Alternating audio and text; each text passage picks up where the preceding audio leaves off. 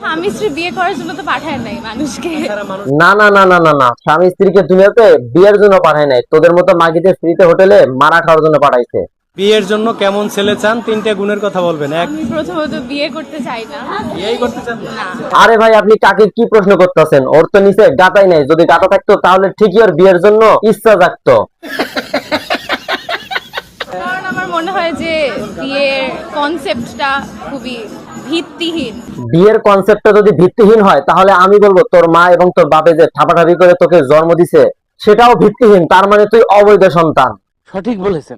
আমার কাছে পার্সোনালি আমার মনে হয় যে আমি বিয়ে করতে চাই না এখন। তোকে আর বিয়ে করা লাগবে না, তুই নিচতলা বেগুন দিয়ে বসে থাক। না না, ব্যাপারটা ছেলেদেরকে পছন্দ করে না, ব্যাপারটা হচ্ছে বিয়ে কনসেপ্টটা। আমার কাছে মনে হয় যে এই বিয়ে এই টার্মটাই হচ্ছে ভুল।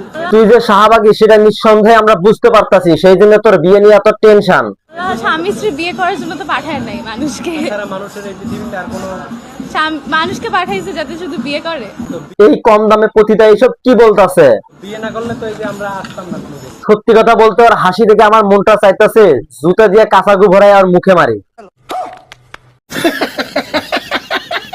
আদম হাওয়া কি বিয়ে করছিল?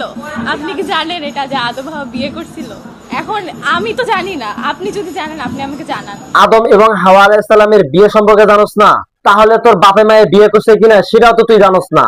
তুই যেহেতু জানোস না আদম এবং হাওয়া আলাইহিস সালাম বিয়ে করেছে কিনা, তাহলে শোন, আমি তোকে বলছি, স্বয়ং আল্লাহ তাআলা নিজে তাদেরকে জান্নাতে বিয়ে দিবেন এবং মহারণা হিসেবে পবিত্র কালেমা পাঠ করছেন। তো গাইস, আজকের মতো ভিডিওটা এই পর্যন্তই। যারা আমার ইউটিউব চ্যানেল থেকে ভিডিওটা দেখতেছেন তারা অবশ্যই সাবস্ক্রাইব করবেন, আর যারা পেজ থেকে দেখতেছেন তারা অবশ্যই ফলো দিবেন, আর যারা সাবস্ক্রাইব এবং ফলো করেছেন তাদেরকে অসংখ্য ধন্যবাদ।